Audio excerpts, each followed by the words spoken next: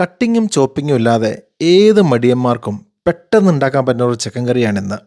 കുറച്ച് നെയ്യ് ചൂടാക്കിയിട്ട് കഴുകി വൃത്തിയാക്കി ചിക്കൻ നേരെ അതിലേക്ക് തന്നെ ഇടുക. നല്ല ചൂടിൽ കുറച്ച് നേരം തന്നെ ഇളക്കി കൊടുക്കുക. എന്നിട്ട് രണ്ട് നല്ല തക്കാളി എടുത്തിട്ടേ ചോപ്പൊന്നും ചെയ്യണ്ട, വെറുതെ രണ്ട് വര വരച്ചിട്ട് അതിലേക്ക് ഇങ്ങനെ വെക്കുക. എന്നിട്ട് ഇങ്ങനെ അടച്ചുകൊണ്ട് വെക്കുക. ഞാൻ പറഞ്ഞില്ലേ, ദേഹാനെങ്കിൽ ഒരു പണിയും ചെയ്യണ്ട. കുറച്ച് ഫ്രൈഡ് ഓണിയൻ എടുക്കുക.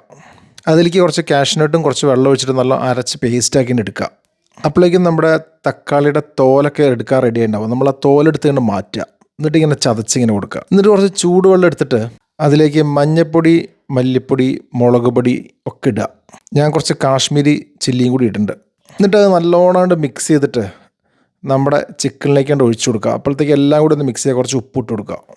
എളുപ്പത്തിൽ ഉണ്ടാക്കുകയാണെങ്കിലും കറിക്ക് ടേസ്റ്റിന് ഒരു കുറവും ഉണ്ടാവില്ല കേട്ടോ. എല്ലാം തലരിച്ചിട്ടാണ്. കുറച്ച് ജിഞ്ചർ ഗാർലിക് പേസ്റ്റും കൂടി അതിൽ ഇട്ട് കൊടുക്കുക.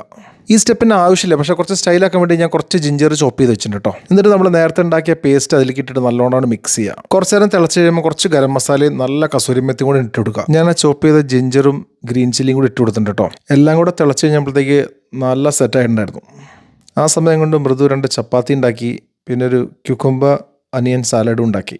ബാച്ചിലേഴ്സിനും എന്നെപ്പോലെ മടിയുള്ളവർക്കൊക്കെ പെട്ടെന്ന് ഉണ്ടാക്കാൻ പറ്റുന്ന കറിയാണ്. അതുപോലെ നല്ല ടേസ്റ്റുമാണ്. മൃദുവിന് വലിയ വിശ്വാസം ഉണ്ടായിരുന്നില്ല, പക്ഷേ കഴിച്ച് കഴിഞ്ഞിട്ട് പറയുകയാണ് ശരിക്കും ടേസ്റ്റ് ഉണ്ട് അത്രേ. അപ്പോൾ